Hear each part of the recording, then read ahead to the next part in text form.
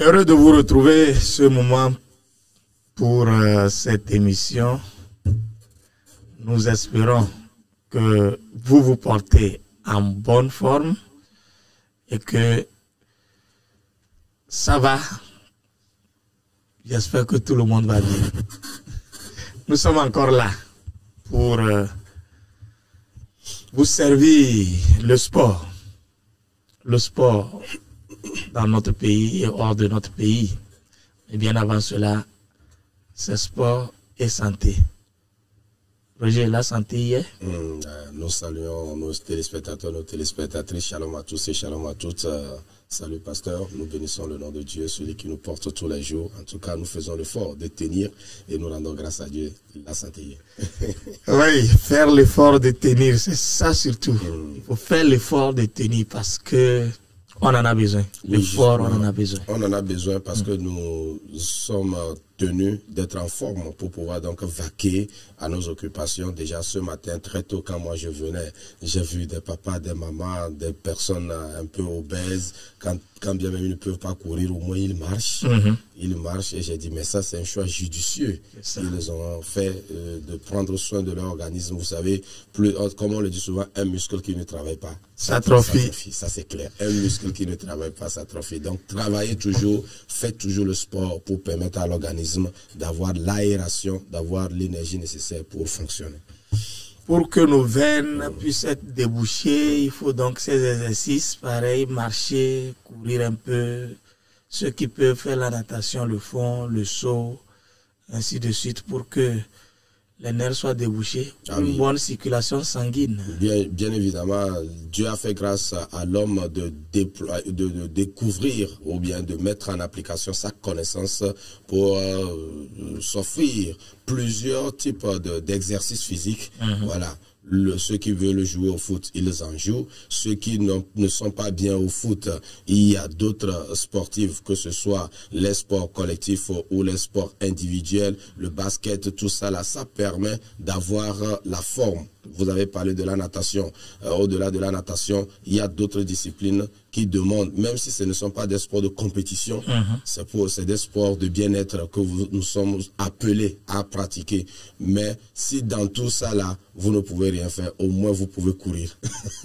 Au moins vous pouvez courir, au moins vous pouvez marcher. Au moins vous pouvez marcher. C'est ça, la marche. Vous pouvez marcher. Au lieu de laisser que Zemidia nous amène dans notre chambre à coucher, il faudrait au moins marcher. Hier, j'ai vu lors de la conférence qui a eu lieu à l'hôtel 2 février, un robot qui a amené une carte là pour amener au ministre. C'est lors du lancement de la MU. Ah oui. Ah oui. Du lancement de la MU. Ah oui. Il y a un robot qui a amené la carte et on expliquait voilà les innovations. Voilà les innovations. Il dit ben, nous sommes en train d'innover, mais regardons aussi là où cette innovation est en train de nous amener. Vraiment. Désormais, on va être couché sur nos lits pour que les robots nous servent. Nous servent. L'IA est passée par là et nous devons beaucoup faire attention pour que notre santé soit préservée. Oui, nous allons passer aux éliminatoires de la Coupe d'Afrique des Nations version féminine qui sont à leur dernier tournant. Nous parlerons également du championnat qui a été reporté, repoussé à une date qui a été précisée. Nous ferons un clin d'œil à l'Europe et parler du Classico qui a eu lieu dimanche dernier. Voilà en résumé ce à quoi nous allons nous atteler pour informer nos téléspectateurs. Merci d'être câblés. La CAN, Coupe d'Afrique des Nations, Maroc 2026, est à son stade des phases qualificatives, match retour. En aller, les éperviers de Tometi Kayi sont allés encaisser 2 buts. Et ces 2 buts seront à remonter mardi. Voilà le décor qui est planté. Roger, le Burkina bat le Togo. Oui, le Burkina bat le Togo. En tout cas, c'est le football. Quand on va à un match de football, il faut s'attendre à 3 types de résultats. Soit on fait une victoire, soit on fait un match nul, soit on fait une défaite.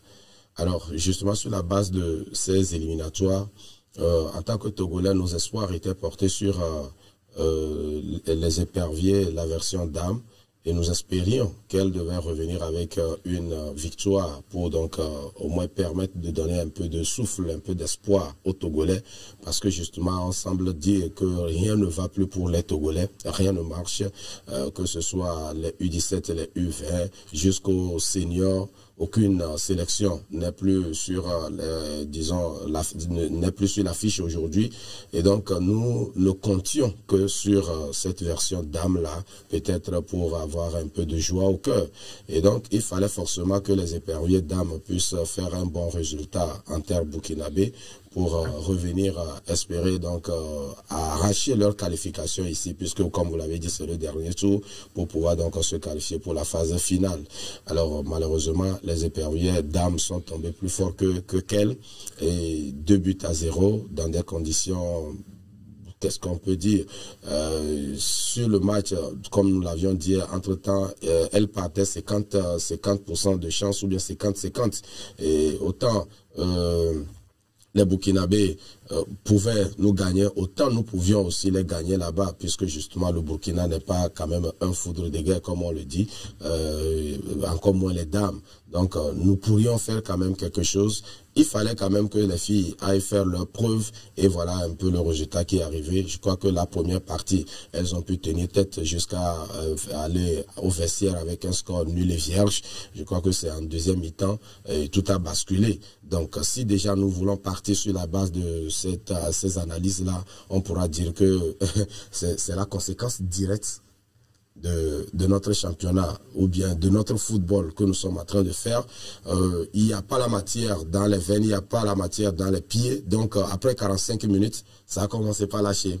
Voilà. Donc ce qui était nécessaire, donc que les dames puissent, ou bien les joueuses puissent avoir des stages vraiment nécessaires pour pouvoir tenir dans le temps. Le match, ça se joue à 90 minutes et voire plus. Alors, comment on fait pour que ne serait-ce que sur 90 minutes, qu'on soit indéfectible? Je crois que c'est ce qui est arrivé. Elles ont tenu 45 minutes seulement, et le reste du temps, bon, Dieu merci, 2-0, je crois que ce n'est pas quand même le panier. Donc, on espère que donc la seconde manche qui se joue donc cette semaine ici, elles pourront relever ce défi-là pour pouvoir se qualifier. Parce que si nous nous rappelons, la dernière qualification remonte à 2022. Voilà, 2022, on a été éliminé par la Tanzanie ici. Voilà. Donc, nous espérons que les éperviers pourront relever ce défi-là. Mais ce défi doit passer par d'autres choses dont on va parler également. Oui, passer par d'autres choses. Est-ce que c'est possible de remonter 2 buts, aller marquer un 3e et ne pas encaisser? Voilà l'équation qui se présente devant Kai Tometi et Sepoulich. Voilà. Alors justement, donc pour que on puisse remonter la pente, il y a, comme je l'ai dit, des principes ou des pistes à explorer. Et nous espérons que si Dame Tometi arrivait véritablement à explorer ces pistes-là, elle pourrait, comme nous le disons, c'est le football, et nous allons dire ce que nous pouvons dire, mais la réalité du terrain sera là. Justement parce que cette réalité, ça passe d'abord par le temps. Le temps n'est pas assez suffisant pour pouvoir dire aujourd'hui qu'on va encore travailler à fond, on va encore faire certaines choses, on va revoir certaines choses rapidement pour pouvoir donc se remettre en selle et affronter les Burkinabés à la manche retour.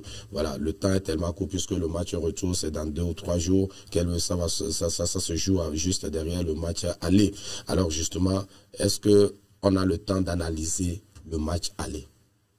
Est-ce qu'on a le temps d'analyser le match aller? Qu'est-ce qui a marché? Je crois que les deux buts sont sur penalty. Voilà.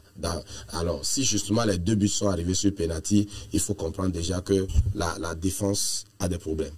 La défense a des problèmes. Quelles sont les erreurs qui ont concouru, qui ont conduit à encaisser ces deux penalty ou à encaisser ces 2 buts sur penalty? Il faudrait véritablement remonter le moral des filles. Il faut d'abord remonter le moral des filles parce que justement, quand on est à la défense et ces erreurs arrivent, ou bien c'est à partir de nous que l'erreur est arrivée, on a encaissé, déjà c'est un poids psychologique qu'on est en train de porter. C'est ça. Alors, si la personne, si l'attaquante est, je ne sais pas, à la trentaine, au-delà de la surface, elle frappe et ça rentre directement. Bon, on se dit, c'était une frappe, peut-être la gardienne devait se débrouiller. Si elle ne s'est pas débrouillée pour sortir à la frappe, bon, tout le monde s'en lave les mains.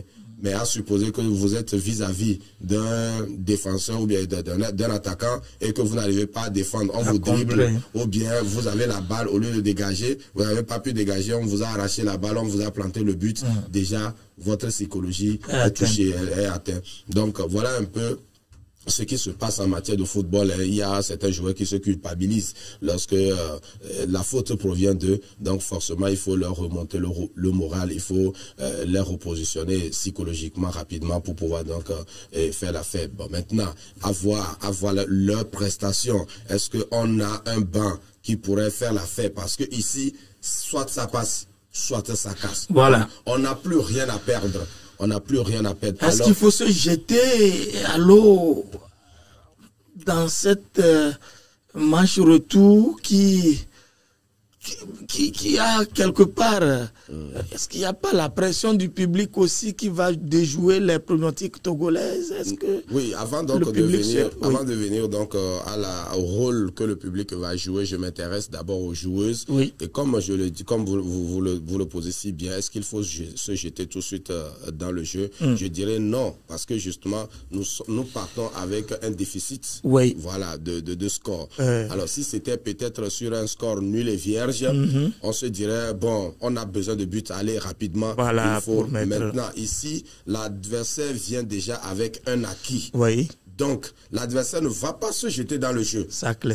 Voilà justement ce pourquoi il faut faire... l'adversaire va chercher à conserver son avantage. Son avantage d'abord. Et au besoin maintenant, on va essayer d'attaquer. Voilà pourquoi les joueurs seront obligés d'observer aussi l'adversaire et donner le temps. Parce que justement, si nous avons pu tenir les 45 premières minutes et c'est en deuxième partie que nous avons coulé, alors il faut faire en sorte que ici, que les 45 premières minutes soient préservées et de façon douce. Maintenant, en deuxième période, on va maintenant essayer de se déployer. Donc, tout cela, ce sera des gymnastiques que la sélectionneur doit jouer pour pouvoir donc conduire ces 90 minutes et qui, au bout desquelles nous avons besoin d'une victoire. Et quel nombre de victoires? 3 buts. 3 buts, c'est ça. Parce qu'il ne faut pas encaisser. C'est ça le... Parce que marquer 3 buts sans encaisser. Voilà, marquer 3 buts sans encaisser. Donc, dans ce genre de match, il faudrait véritablement que les attaquantes soient prêts à jouer le coup. Parce qu'aujourd'hui, l'espoir du Togo se retrouve sur les attaquantes. Ça, c'est clair, parce qu'elles doivent marquer. Voilà. Si du moins elles avaient marqué au Burkina et que ici... ne serait qu'un seul but. Voilà. Ou bien nous avons marqué 2 ou 3 buts. Et ici, on se dit que on n'a plus rien à perdre.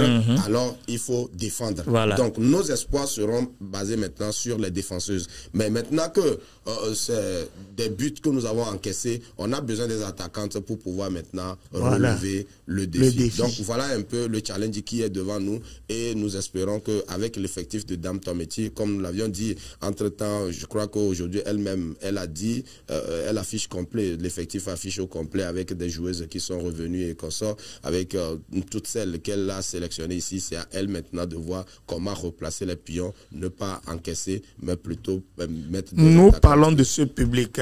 Quel doit être le comportement du public par rapport à ce match retour? Parce que le public, oui, il est là pour motiver, mais des fois, il est là aussi pour tirer vers l'arrière. Alors justement, si savez, le football est une science et la place du public aussi est primordiale. Alors justement, le premier aspect ou le premier point, c'est que nous puissions faire massivement le déplacement. Le déplacement. Il faut forcément faire massivement le déplacement. Voilà. Et ça, déjà, c'est un encouragement aux joueuses. Vous avez quelqu'un, j'ai écouté les commentaires le week-end, quelqu'un disait que entraîner une fille ou bien permettre aux filles de jouer, ce n'est pas comme chez les garçons, hein, parce qu'ils ont une psychologie, un mental élevé. Le public est là, le public n'est pas là, c'est tant mieux. L'entraîneur a crié, l'entraîneur n'a pas crié, ce que lui veut faire là, c'est ça il fait. C'est ça. Alors qu'au niveau des dames, garde aussi vous criez un peu là. Voilà. Là, il faut aller pour supporter et ne pas critiquer, ne pas crier, ne insulter, pas permettre aux filles de se désemparer, mais plutôt il faut les soutenir parce que c'est ce qu'elles savent faire ou bien c'est ce qu'elles peuvent faire. Comme le dirait quelqu'un, la plus belle dame ne peut qu'offrir que ce qu'elle a. Alors nous devons savoir que si nous allons au terrain, c'est pour supporter, c'est pour soutenir, c'est pour pousser les filles. Peu importe les résultats, ça le public doit se le dire. Oui. Les filles ont besoin peut-être d'un résultat pour se qualifier. Mais pour nous, le public, nous devons savoir qu'il y a un résultat ou pas, nous sommes venus soutenir. Alors déjà, quand on part avec ce mental-là, le comportement sur le terrain diffère. Qu'elles aient joué bien ou pas, nous sommes là pour les soutenir, nous sommes là pour les encourager. Et notre prière, c'est que derrière, le résultat soit à notre faveur, à notre acquis. Donc, nous invitons le public à faire massivement le déplacement. Mais une fois sur le terrain, vous savez, les Maghrébiens savent très bien le faire. Ils savent le faire. Ils savent très très bien le faire. Ah oui. Lorsque l'adversaire prend le ballon, il y a certains cris qui déstabilise. Voilà, qui déstabilise le joueur. Il y a des joueurs qui sont revenus nous dire que mais quand j'ai vu le public là, je ne me retrouvais plus.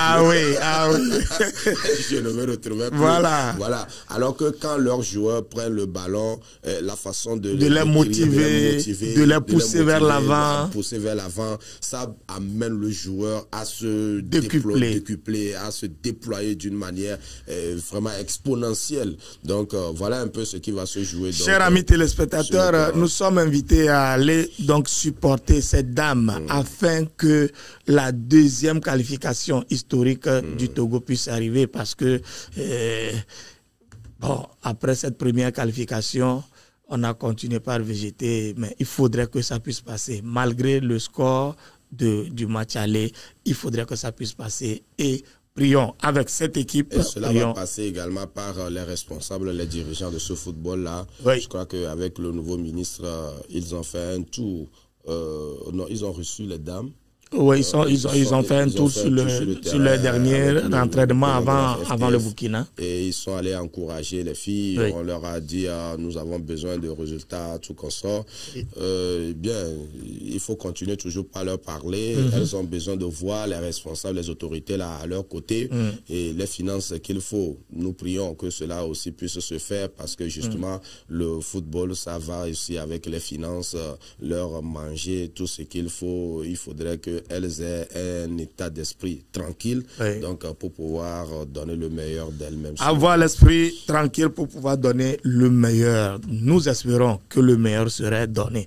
Nous parlons tout de suite des responsables. Nous allons dans les arcanes de la Fédération togolaise de football, cette fédération qui a déjà lancé la saison par la Super Coupe, remportée par ASK pour le mettre 3-0 face à Gboulessou.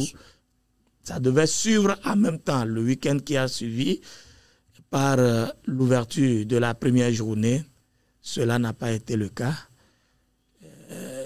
La fédération a reporté le championnat sur le week-end du 9. Voilà un peu, selon la fédération, c'est sur demande des clubs. Est-ce que vous avez compris ce report, Roger? Oui, notre compréhension de ce report se justifie par le fait que la fédération se cherche. La fédération se cherche et elle continue de se chercher. Donc, c'est la preuve tangible de ce que nous avons en face de nous. Parce que si c'est aujourd'hui les clubs qui demandent un report, ça veut dire que la fédération était partie sur un coup de tête. Et n'oublions pas que ça fait le deuxième report. N'oublions pas que ça fait le deuxième report. Il y a eu d'abord un premier report qu'on a prévu donc pour le 26 là. Et après maintenant, il y a un deuxième report. Donc n'oublions pas également que après la saison écoulée, nous avons passé presque un mois et plus d'ailleurs pour avoir le résultat. 2 mois le classement, pour avoir le classement. Pour avoir le classement. Ce qui est d'ailleurs anormal, on va dire, ce qui est anormal. Et maintenant, pour lancer la nouvelle saison, on peine encore pour lancer la nouvelle saison. Alors, on se pose la question, qu'est-ce qui se passe concrètement au sein de la Fédération togolaise de football? Bien malin, celui qui pourra le dire, parce que si c'est aujourd'hui qu'on dit sur demande des clubs, on est en train de reporter le championnat, où étaient ces clubs-là quand on lançait? Où étaient ces clubs-là? Alors, qu'est-ce qui dérange la fédération d'avoir véritablement une réunion vraiment en bonne due forme avec des travaux techniques ou bien des travaux de fond, faire des travaux de fond avec donc les équipes avant de lancer, même si c'est avec 5-6 équipes, 8 clubs qu'on veut lancer le championnat, qu'on lance le championnat, rien ne nous impose de forcément faire le championnat à 14. Alors si aujourd'hui justement on dit que sur demande des clubs on est en train de reporter le championnat sur le 9, alors est-ce que jusqu'au 9 là ils seront tous prêts? C'est ça aussi notre. Voilà est-ce que jusqu'au 9 là ils seront tous prêts? Alors si jusqu'au 9 ils ne sont pas tous prêts, on va encore reporter. Ou bien on fait comment? Voilà un peu l'imbroglio, l'amusement dans laquelle on se trouve. On se dit, bon, comme je l'ai dit, la fédération, elle semble aussi se chercher. Donc, elle fait avec... En réalité, avec... il faut voir le nombre d'années que le colonel Guy Akpovi est en train de faire au niveau de cette fédération et on continue pas à se chercher. Est-ce que ça... Oui, est-ce qu'on n'arrive pas à apprendre si même le premier mandat, on n'a pas appris, le second, et un troisième mandat... Permettez-moi peut-être de mettre un peu le pied dans le plat. On dit ailleurs qu'un bois mort dans l'eau, peu importe son nombre d'années, ne deviendra jamais caïman. Donc, c'est ce que nous sommes en train de vivre aujourd'hui. C'est ce que nous sommes en train de vivre aujourd'hui. Nous le dirons et nous le dirons toujours, le football est une science. Et ne vient pas au football qui veut. Ne vient pas au football qui veut. Vous pouvez être un militaire, un corps habillé, qui que ce soit. Non, mais Roch était corps habillé, mais justement, il est passé par là. Justement. Nous avons vu les résultats. C'est dans son mandat que le Togo est qualifié pour la Coupe du Monde pour la première fois. Je l'ai écouté même ce week-end. Oui. Je l'ai écouté ce week-end. Oui. Il avait véritablement du chagrin au cœur par rapport à la situation aujourd'hui. Mais... qu'est-ce que nous pourrions dire? Voilà la réalité à laquelle nous faisons face avec un nouveau corps habillé qui est là. Mais quand nous prenons le travail que Roch a fait, c'est clair que les résultats devaient suivre. Parce que justement, au temps de Roch, on avait toutes les compétitions pratiquement. Il y avait les U17 qui jouaient, il y avait la Coupe Maman Danida, il y avait la Coupe Bella Bello. Pour les dames et autres. Je me rappelle, à Cara, c'était par ces coupes-là que moi je faisais mes armes en matière d'animation des matchs ou de commentaires stadiers. Donc, toutes ces compétitions, chaque week-end pratiquement, ça s'animait. Chaque week-end, il y a les coupes, que ce soit la Super Coupe, que ce soit telle coupe. Ça se jouait. Ça se jouait à tous les niveaux. Ça donne de la matière. Justement, on venait de parler un peu de ces filles-là qui ne pouvaient pas tenir 90 minutes. Il faut voir comment le championnat féminin aussi est organisé. Voilà. La façon dont le championnat féminin est organisé, on semble même dire que ça devient un tournoi. Oui, c'est un tournoi, un gala. De football, et puis rapidement, on boucle ça pour pouvoir passer à autre chose. Non, ça, c'est franchement... ça ne peut pas marcher. Ça ne peut jamais marcher. Soit on veut faire un travail de fond et on trouve les moyens nécessaires, on trouve les personnes nécessaires, les personnes idoines, les personnes mieux indiquées pour pouvoir conduire le travail. C'est la seule façon de pouvoir bâtir un football qui va vraiment titiller le sommet. Parce que justement, quand vous écoutez Roch parler, tout ce qui a été fait dans le temps aujourd'hui, qui est arrêté, on ne peut pas comprendre. Alors qu'on pourrait même dire qu'aujourd'hui, nous avons plus de moyens. On a plus de moyens. Plus de moyens que ça. Nous sommes en train de parler de la saison 2025-2026, alors que la saison 2024-2025 n'est pas terminé. Il y a les dames qui sont encore en chantier. Il y a la 3e division qui est en train de se jouer. Et c'est 2023-2024. Vous savez, concrètement, dans la vie de l'homme, il y a ce qu'on appelle le projet. Quand dans votre vie, vous n'avez pas de projet, vous n'irez nulle part. Vous allez vivre au quotidien. C'est-à-dire, vous vivotez d'ailleurs, comme on dit, quoi. Parce que c'est le projet qui définit ce que nous voulons atteindre et les moyens que nous avons. Alors, si nous n'avons pas les moyens, allons chercher ces moyens-là parce que nous avons telle vision et nous devons atteindre cette vision. La vision de la fédération aujourd'hui, c'est quoi? Quand ils sont venus, qu'est-ce qu'ils nous ont dit? Je ne veux pas revenir sur certaines choses. Quand je me rappelle, dans mes émissions précédentes, on vous appelle par ici, on dit faites la campagne de telle personne, faites la campagne de telle, vantez les mérites de telle personne, parce que c'est lui qui va relever le défi, c'est lui qui va relancer la chose. Bon, on s'est dit, les corps habillés, ils respectent ou bien ils se soumettent à des ordres. Mais alors, en matière de football, bon, peut-être que le Togo lui-même, dans son entier ou bien le plus haut sommet, n'a pas véritablement un intérêt particulier pour ce football-là. Alors on se dit, si nous gagnons, Dieu merci. Si nous ne gagnons pas, c'est tant mieux. Voilà sinon, un peu ce que il n'y a pas un projet. Voilà, le projet n'y est pas. Ça fait que, je le disais sur un média récemment, on finit un championnat, on ne peut pas placer 3-4 joueurs, on ne peut pas appeler des joueurs en équipe nationale. C'est quel type de championnat on joue comme ça et il n'y a pas le cru local qui puisse être représentatif? Et vous voyez, nous allons bientôt reprendre le championnat. On entend déjà des clubs qui disent nous sommes allés chercher tel joueur ici, nous avons recruté tel joueur, nous avons recruté tel joueur, tel expatrié ou bien tel étranger, tout ça là. Quand vous fouillez, c'est des gens qui sont abandonnés, c'est les vétustes de leur pays là. Ils se baladent dans les pays pour chercher du champion, pour chercher du match, et pour chercher de la place. Et quand ils viennent, ils vont trouver un journaliste, ils vont trouver un manager. Et faire un peu le boucan derrière. Le boucan derrière, on tourne quelques vidéos là, on va montrer à l'entraîneur ou on va montrer au président. On dit bon, prenez-le, on va voir. Sinon, aucun aujourd'hui manager togolais ou je ne sais pas, c'est entraîneur togolais ne s'est levé pour aller en Côte d'Ivoire, pour aller au Ghana, pour regarder le championnat et dire nous voulons recruter tel élément. Il n'y en a pas. Il n'y en a pas. Donc, ces joueurs qu'on dit qu'on a recruté tel étranger, tout ça là, c'est pour nous embaumer. Mais au pays, si le travail se fait réellement, il y a quand même de la matière, il y a quand même des talents qu'on peut préparer, qu'on peut aider à émerger. Alors, on a besoin obligatoirement nous saluons quand même l'effort, nous saluons le travail que les responsables, les promoteurs des académies, des centres de formation sont en train de faire et nous espérons que le travail va porter ses fruits d'ici peu.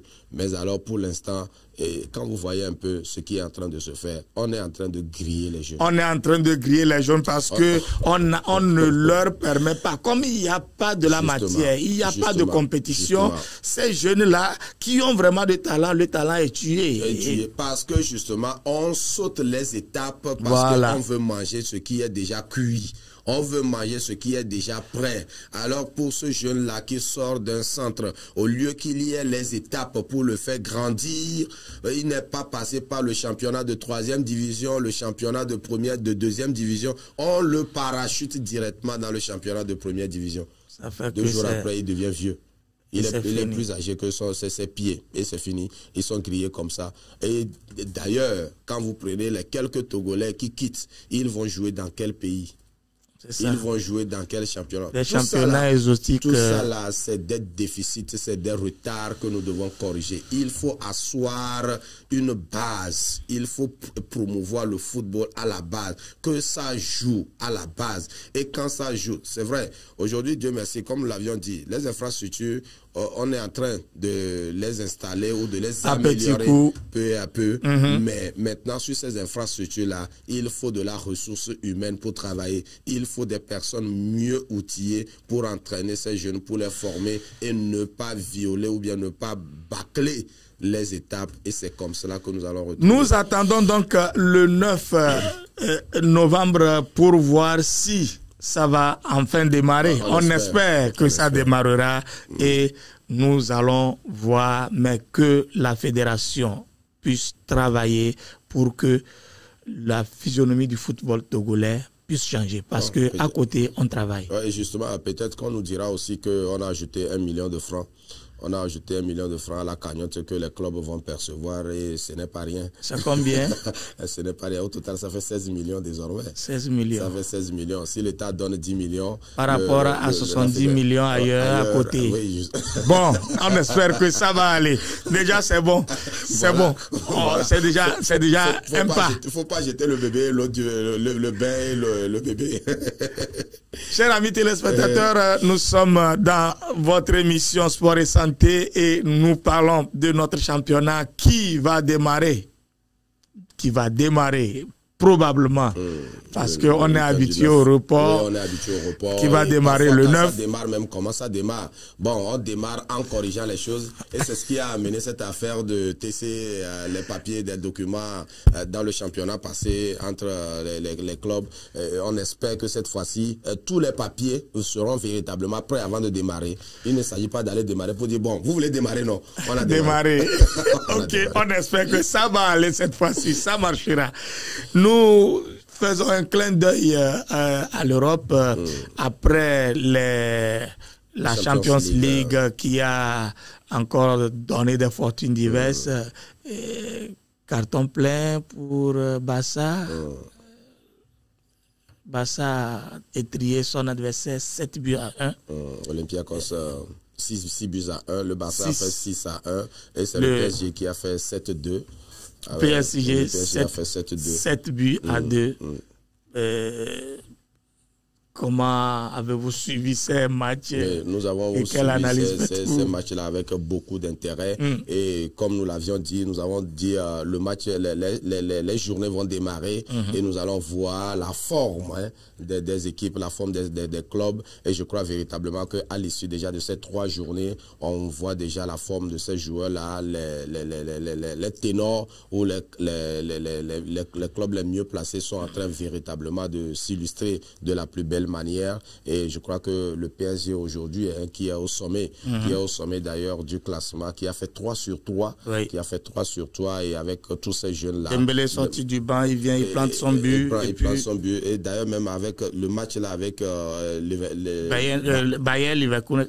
Oui, PSG. Oui, c'est Bayer Leverkusen. Oui, non, je parle du match PSG. Du PSG, là où ils ont fait 7-2 là. Oui, c'est contre le Bayern. Non, c'est pas contre le Bayern. Bayer voilà, Leverkusen. Voilà, oui. C'est contre Leverkusen qu'ils ont fait 7-2. C'est ça. Quand vous prenez un peu les buts, vous allez voir que pratiquement, à part, c'est pas c'est Doué qui a fait doubler.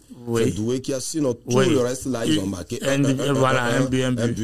but. Alors que pendant ce temps, au niveau de Barça, vous allez voir il y avait 3 joueurs qui ont fait doublé. Même triplé. Il y a l'autre Fermin qui a fait un triplé.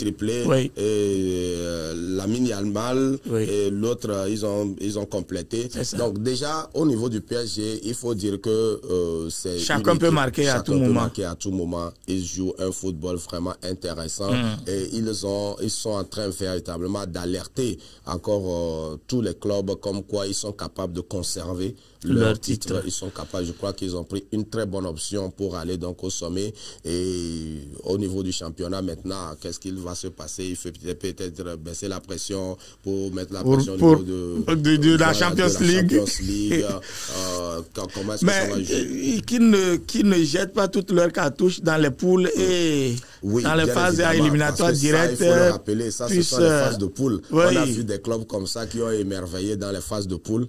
Et quand ils sortent des phases de poules, puisque justement c'est les ténors qui sortent des phases de poules. Et quand ça va commencer par se croiser, le fer contre le fer là, très rapidement vous risquez de Donc le PSG est averti.